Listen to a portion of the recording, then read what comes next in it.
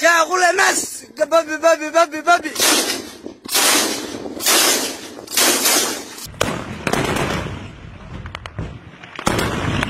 kulanti waxaan saaxiibayaal ku soo dhawaada barnaamijka falanqeynta wararka janaalkeena libaxyada geeska qodobada aad ku daawan doontaan waxaa ka mid noqon doona dagaal qaraar oo ka soconaya Gooja Cadde iyo Somaliland oo laga qabsaday dhammaan dhufeesyadii ay ku lahaayeen Gooja Cadde iyo Maraaga waxaan idiin soo gudbin doonaa saaxiibayaal goobaha laga qabsaday ciidamada Somaliland talisyadoodii oo gacanta lagu dhigay hub gaadiid dagaal oo laga furtay iyo khasaare lixaal oo la soo gaarsiiyay ciidamada Somaliland iyadoo dagaalka ay kaga dhinteen saraakiil sarsare oo ka tirsan ciidamada militariga guusha ay gaareen ciidanka SSC ayaan idiin soo gudbin doonaa sidoo kale saaxiibayaal waxaan ku eegi doonaa barnaamijkeena falanqeynta wararka Somaliland oo ka hadashay dagaalkii ka dhacay duleedka magaalada Laascaanood gaar ahaan Gooja Cadde iyo Maraaga iyadoo ciidamada labada dhinac halkaasi isku food saareen maanta waxaan idiin soo gudbin doonaa saaxiibayaal dhammaan khasaaraha ka dhashay dagaalka iyo hoobiyaasha Somaliland ee ku garaacayaan Laascaanood iyo wax waliba oo ku saabsan arrimahaasi qodobadeena kale waxaa qayb ka noqon doona oo kaga bogan doontaan inta uu soconayo barnaamijkeena madaxweynaha Jamhuuriyadda Federaalka ah ee Soomaaliya Xasan Sheekh Maxamuud oo maanta gaaray degmada Aadan Yabaal ee gobolka Shabeellaha Dhexe iyo sababihii uu tagay halkaasi Saciid Cabdullaahi Dani oo wajigabax kala kulmay beesha caalamka ayaan sidoo kale idiin soo gudbin doonaa iyadoo aad loo canaantay madaxweynaha maamulka Puntland Saciid Cabdullaahi Dani oo hore u sheegay inuu ka go'ay Soomaaliya inteeda kale dhanka kalena ka baaqday shirkii madasha wada tashiga qaranka iyadoo Puntland ay wado istijaabin ku aadan in ay noqoto maamulka madax bannaan dowladda federaalka ah ee Soomaaliya dhammaan qodobadaas iyo kuwa kale aad kaga bogan doontaan muuqaalkeena ugu horreyn idin xasuusiyana subscribe saartaan janaalkeena si aad mar waliba ula socotaan xogaha xaqiiqda ku saleysan ee ku baahina bartan YouTube libaxyada geeska sidoo kale like saar muuqaalkan saaxiibadaada ugu sii share garee baraha bulshada aragtidaadana noogu reeb halka commentiga ku qoranta waxaadna ka soo heli kartaa dhammaan qodobada muuqaalkeena waa hagaag saaxiibayaal faafahinta ayaan u guda galayaa haddii aan ku horeeyo qodobkeena koobaad mid ka mid ah dagaaladii ugu qaraaraa tan iyo intii ay qaraxday colaadda magaalada Laascaanood ayaa maanta waxa uu ka dhacay aaga Gooja Cadde iyo Maraaga iyadoo isfood saareen ciidamada SSC iyo kuwa SNM sida ay tilmaameen xubnaha hogaaminaya jabhadda SSC weerarka waxaa soo qaaday ciidamada Somaliland kuwaasi oo dhufeesyadii ay ku sugnaayeen ciidamada jabhadda SSC ku furay rasaas kala duwan taasi oo keentay in ciidamada jabhadda SSC u ruqaansadaan dhanka difaacyadii ay ku jireen ciidanka Somaliland waxaana dagaalka oo muddo kooban socday durbo u hirgashay ciidamada jabhadda inay jebiyaan ciidamada Somaliland waxa xogaha ay tilmaamayaan labada aag uu dagaalka ka dhacay in ay ka wada carareen dhufeesyadoodii ciidamada Somaliland oo gacanta ay ku dhigeen ciidamada jabhadda SSC waxaana muuqaalada laga soo duubay dagaalka qaarkood ay muujinayeen jabka lixaad kale ee soo gaaray ciidamada Somaliland inta uu socday dagaalka ayaa laga qabsaday ciidamada Somaliland gaadiid ah kuwa dagaalka oo isaga carareen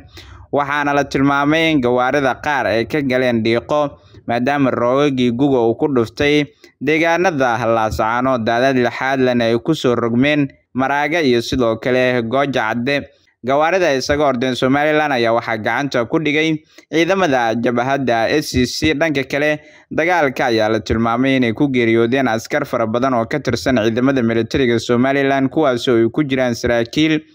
waxaana sargaal u hadlayay ciidamada jabhadda SSC oo sheegay dagaalkii hore inay kaga dhinteen dhankooda saraakiil balse ay ugu argudeen maanta in ay iyagana dileen gaashaanlayaal iyo saraakiil sarsare oo ka tirsanaa ciidamada militariga Somaliland waxaa taliyayaasha hogaaminayay dagaalka ay tilmaameen Somaliland in ay weli wado weerar ay ku soo qaadayso dadka shacabka ee degan Laascaanood taasina aysan u suuragali karin iyagoo sheegay in mar waliba ay u sheegaan beesha caalamka saxaafadana ay ka tilmaamaan in iyaga weerar lagu yahay balse cidda dagaalka doonaysa mar walibana soo qaada ay iyaga yihiin waxayna tilmaameen inay uga dhabeyn doonaan ujeedada ay leeyihiin Somaliland oo ah mid dagaal taniyeenta ay ka saarayaan deegaanada haatan ay kaga sugan yihiin gobolka Sool guul weyn ayay gaareen ciidamada jabhadda SSC sida ay sheegeen hogaankooda waxayna tilmaameen in ay gacanta ku dhigeen laba aag oo muhiim u ahaa dagaalka. dhanka galbeedka markii la eego waxaa gurmad uga imaan jiray laamiga halkaasi mara ciidamada SNM ee Somaliland waxayna tilmaameen in ay halkaasi gacanta ku dhigeen oo ay jareen laamiga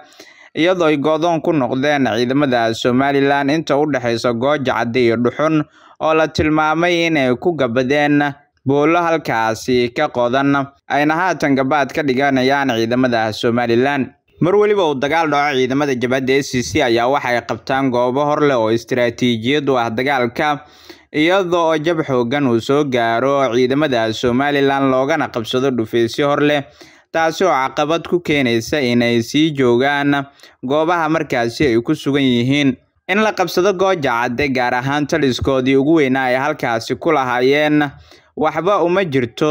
waxaana laga qabsaday ciidamada Somaliland buurtii laga difaacay Gooja Cadde iyo sidoo kale halkii gurmadka uga imanayay iyadoo haatan ay fududahay sida lagu qabto taliskooda. ciidamada Somaliland oo jab xoogan uu ka soo gaaray dagaalkii halkaasi ka dhacay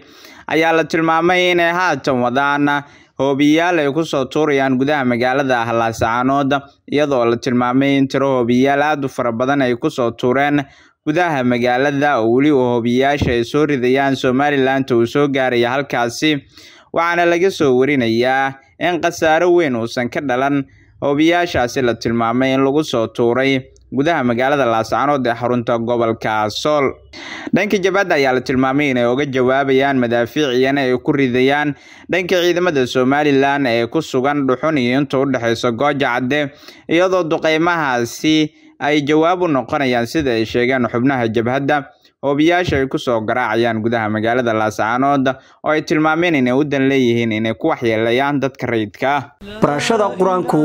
waa waajib kastoo saaran qof kastoo islaam ah siibahaan waalidka qurbaa ku nool waalid ubadkaaga bar inta ay yaryar yihiin quraanka kariimka ee culumta shariicada islaamka adigoo ka baraya dugsiga habka online ku shaqeeya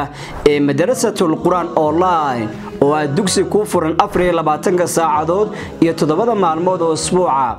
waxaana dugsigani ku jooga macallimiin isugu jira rag iyo dumar kuwaas oo ubadka ku barbaarinaya xifdiga quraanka kariimka iyo barbaarinta sane ubadka culumta kala duwan ee dugsigani aad ku baranaysa waxa kamid ah barashada xifdiga quraanka kariimka barashada higaada afka carabiga barashada ducooyinka iyo waliba barashada afka Soomaaliga iyo barashada culumta shariicada islaamka sida fiqiga axaadiista tafsiirka iyo culum aad u fara badan dugsigana ay wax ka bartaan arday kala joogta qaaradaha dunida waxa uu sanad dugsiyeedkan uu qaadanayaa arday kooban oo la barayo diinteena islaamka hadaba waalid ka mid noqo ubadkaaga keen dugsiga madrasatul quraan online wixii faahfaahinta dheerna waxaynu kala xiriireysaan taleefanada shaashada idinka muuqda. waagaag saaxiibayaal qaybihii dambe ee muuqaalkeena ayaan ku sii siqeynaa markana xasan sheekh maxamuud madaxweynaha jamhuuriyadda federaalka Soomaaliya ayaa waxa uu gaaray maanta degmada Aadan Yabaal ee gobolka Shabeellaha Dhexe. madaxweynaha Soomaaliya xasan sheekh oo u kuurgalaya xaaladda deegaanadii laga xoreeyay al-shabaab ayaa gaaray degmada Aadan Yabaal ee gobolka Shabeellaha Dhexe.